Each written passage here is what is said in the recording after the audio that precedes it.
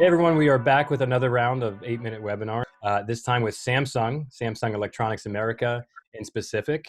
And we are represented, and Samsung is represented by, who has now become a friend, Julie Montrose. And she is going to help answer some questions. Julie, if you don't mind, maybe just give us a little introduction about yourself and how the division of Electronics America maybe is different than the broader Samsung brand. Yes, well, thank you so much for having me on this webinar. I'm excited to be here. My name is Julie Montrose, and I am the University Recruiting Manager and Leadership Development Program Manager for Samsung Electronics America.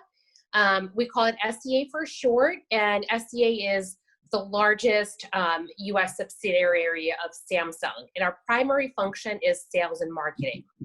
So that's a little bit about Samsung, a little bit about myself. So I joined Samsung just a little bit over a year ago. In my previous roles, I worked in many other industries, most recently in audit and private equity fund accounting. And in my last role, I transitioned through an internal mobility move to the recruiting team, where I started recruiting for engineering and IT talent. So, and about a year ago, I transitioned to leading Samsung Electronics America's University Relations program, and the rest is history. Awesome, thank you. So great, good to know. To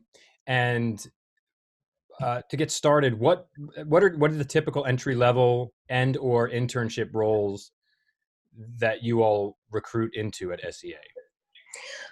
So we have a number of different roles that we recruit to SEA. So primarily we recruit marketing, strategy, and engineering related roles. Our engineering related roles really kind of fall to two parts of the business. Our networks business, which is basically supporting our carrier relationships through our 5G network and beyond. And the second is through our e-commerce platform. So SEA hosts Samsung.com. So we hire a lot of engineers to support the Samsung.com platform. Awesome. And where is the best place for candidates to find these opportunities?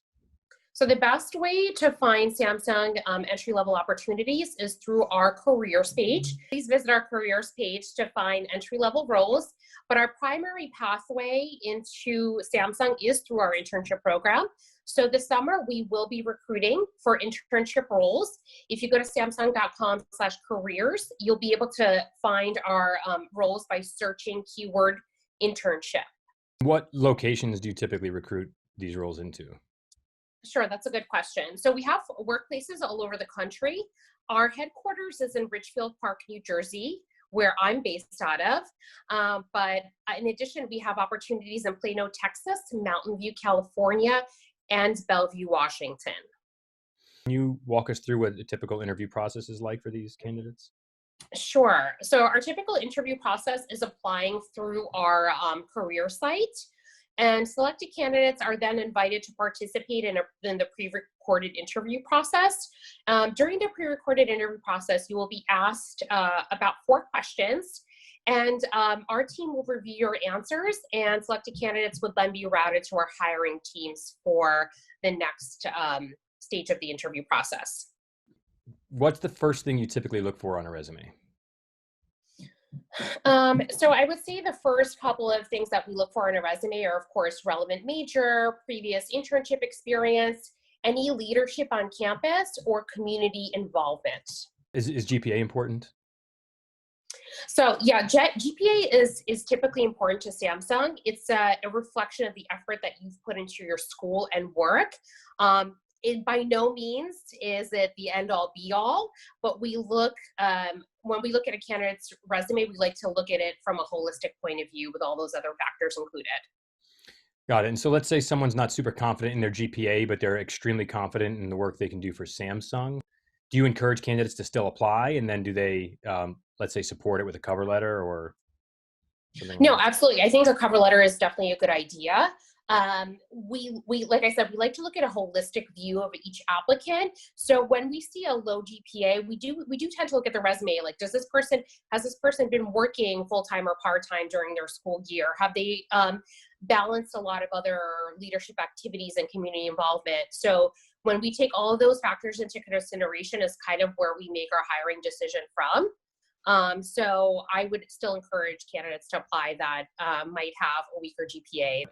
Do you look at the objective? Is the objective something that you feel is dated? And if you do look at it, is there a particular way that you would encourage candidates to use it? Yeah, I mean, I'm I'm starting to see the objective fall off resumes. I think maybe it's no longer trendy to keep it on. I typically don't really read the objective much or pay a lot of attention to it. However, I may read a cover letter that might add additional color to the applicant's profile.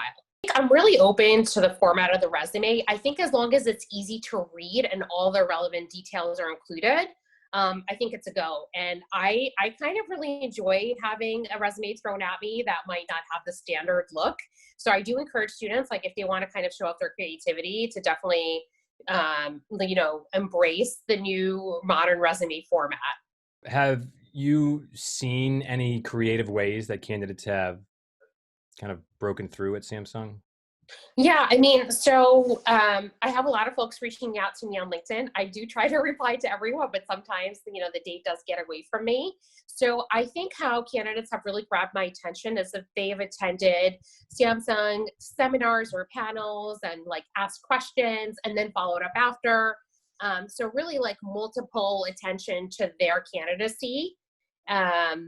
And I think that's a really, really great way to stand out as a candidate. Like you've put in your time to attend events, you followed up with an email. I think really that really shows that the candidate is super interested and has done the due diligence to get in contact with the recruiter and the company. Awesome.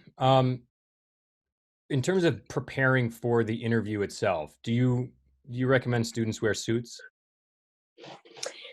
So I would say like we are a tech company, so we tend to be a little bit more casual, especially the engineering interviews. I think you rarely see folks wearing suits nowadays. But I would still say that you should try to dress up. I don't recommend a suit, but definitely a collared shirt because you never know who you're going to interview with. And it's better to be overdressed than underdressed in any scenario. So I highly recommend that students do put a little bit time into the way they look when they come to an interview, even if it's virtual. There are common mistakes that you see during both the application process, like applying to 1,000 of your jobs, or during the interview process. And if there are, what recommendations do you have for students to avoid that? Yeah, I mean, I do often see that students apply to multiple job postings. And I think a lot of students just see it as a numbers game. The more they apply, the higher chance they'll get to land that interview. The one common mistake that I find a lot of is not following up.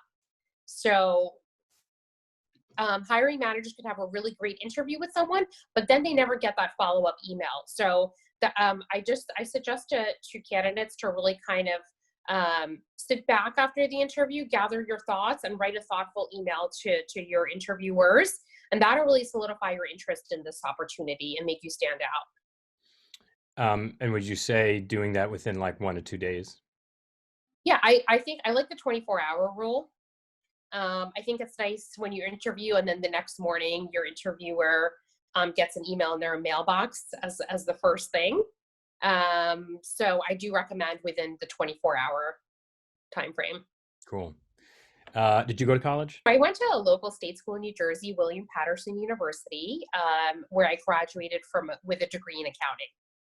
Very cool. So that explains your former life before Samsung. Exactly. Mm-hmm. Julie, thank you so much for taking time to do this with me. I very much appreciate it. Okay. Thank you so much for having me and happy applying.